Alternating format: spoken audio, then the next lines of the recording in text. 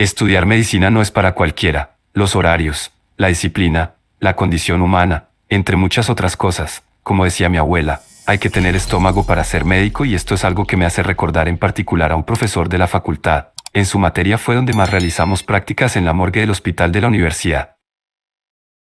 Sin duda en esos espacios fue donde presencié algunos de los momentos más impactantes cuando estaba estudiando. Vi a varios compañeros retirarse o cambiarse de carrera después de estas clases y es que muchas ocasiones solo pensamos en si nos daría impresión ver sangre, pero el problema es la impresión que puede llegar a causar ver tejidos y órganos humanos, sin mencionar los fluidos corporales.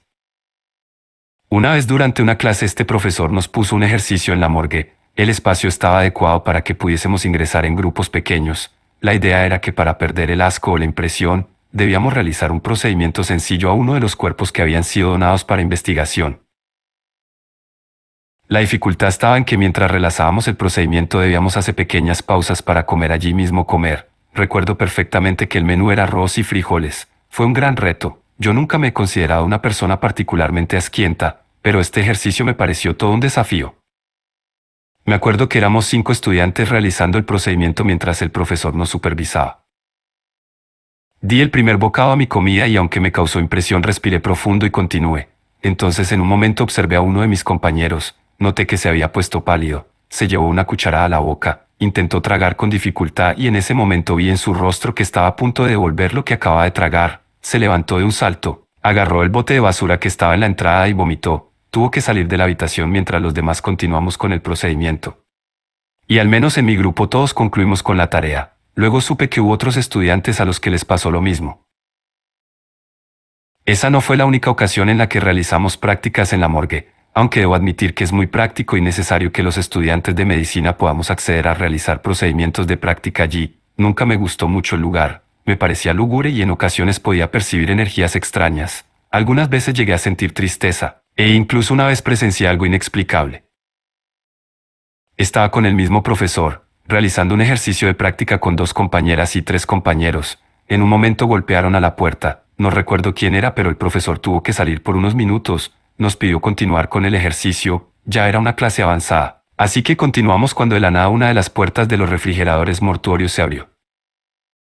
Todos nos miramos en silencio y tras unos segundos nos reímos. Me acerqué a cerrar la puerta y me aseguré de que quedara bien ajustada, pero cuando había regresado a mi lugar, la puerta volvió a abrirse, entonces ya no me pareció tan divertido. Una de mis compañeras fue a cerrarla de nuevo mientras hacía una broma de que yo no lo había cerrado con fuerza. Continuamos con lo que estábamos haciendo cuando de repente la puerta se abrió de nuevo. Nos quedamos un momento en silencio, nuevamente un compañero fue a cerrarla. Esta vez todos estábamos callados y sin hacer bromas, pero no había terminado de asegurar la puerta cuando ésta se abrió de repente. En ese momento pensé que alguien estaba intentando jugarnos una broma, pero todos estaban serios. Una de mis compañeras dijo que mejor dejáramos la puerta así y termináramos pronto. No habían pasado más de unos minutos cuando la puerta se empezó a mover de nuevo. Esta vez se cerró y se abrió de golpe. Nadie se atrevía a decir nada ni a acercarse. Podía sentir como el miedo empezaba a apoderarse de nosotros. Entonces en ese momento entró el profesor e inmediatamente notó que algo no estaba bien. Intentando disimular le dijimos que una de las puertas de los refrigeradores parecía estar averiada. Entonces él se acercó a la puerta que había quedado abierta. Por un momento pensé que iba a hablarnos acerca de no tener supersticiones si queríamos dedicarnos a la medicina. Pero entonces noté que algo cambió en su expresión. Mientras observaba el contenedor, no sé exactamente qué fue lo que vio, pero nos dijo que por hoy íbamos a tener que terminar con la práctica, pues lo habían llamado para decirle que debían realizar un mantenimiento en la sala. Acabamos de salir de la morgue cuando una de mis compañeras me dijo que no encontraba su celular. Éramos amigos así que me pidió acompañarla a buscarlo en la morgue, pues después de lo que había pasado no quería regresar solo allí, así que tuvimos que regresar. En la entrada estaba aún el profesor, le dijimos que ya había dejado su teléfono adentro, notamos que se molestó un poco pero nos dejó pasar y nos pidió no tardarnos ya que el personal de mantenimiento estaba a punto de llegar. Entramos y empezamos a buscar, no lo veíamos por ninguna parte. Entonces me percaté de que la puerta del refrigerador seguía abierta. Me acerqué para ver el interior del contenedor. Allí estaba el celular. No había dicho nada cuando ella desde el otro lado del lugar me preguntó si estaba seguro. No entendí su pregunta pues ni siquiera le había hablado. Me dijo que juraría haberme escuchado decirle que el teléfono estaba dentro del contenedor que habíamos visto abrirse solo. Para ese momento yo no le había dicho que lo había encontrado. Tan solo lo había pensando. Esto me pareció muy extraño pero al fin le dije que sí, que allí estaba su celular. Ella se acercó, ninguno era capaz de meter la mano para sacarlo. Entonces yo me armé de valor y metí la mano y me estiré para alcanzarlo. En cuanto lo agarré sentí que algo me apretó el brazo, empezó a jalarme con fuerza. Mi amiga se dio cuenta y me agarró del otro brazo. Por unos instantes entré en pánico. Podía sentir unos dedos congelados agarrándome desde dentro del refrigerador de la morgue. Intentamos no hacer ningún ruido pues a pesar del susto no queríamos quedar mal con el profesor que seguramente seguía afuera. Logré soltarme, como mi amiga estaba jalándome caímos al suelo. Miré rápidamente mi brazo no tenía ninguna marca, entonces antes de levantarnos ella lanzó un pequeño grito y vi como si algo la hubiese arrastrado no más de 1 metro por el suelo. Ella se levantó rápidamente, miramos hacia todos lados pero no había nadie en la morgue además de nosotros. En ese momento entró el profesor, ya había llegado el personal de mantenimiento. Salimos de ese lugar lo más rápido que pudimos mientras intentábamos disimular el impacto de lo que acababa de pasar. En cuanto salimos, mi amiga me preguntó si había visto algo. Yo le dije que no, pero que claramente había sentido que alguien me había agarrado el brazo. Entonces me dijo que ella también había sentido como un par de manos heladas la habían sujetado de las piernas y la habían arrastrado cuando caímos al suelo, pero ninguno de los dos había visto nada. Esa noche casi no pude dormir, cerraba los ojos y me imaginaba esa mano esquelética sujetándome el brazo. Cuando logré conciliar el sueño tuve una pesadilla en la que estaba en la morgue frente a la mesa de trabajo. Estaba cosiendo un cadáver cuando de repente el cuerpo se agitaba con fuerza, levantaba una de sus manos y tomaba mi brazo.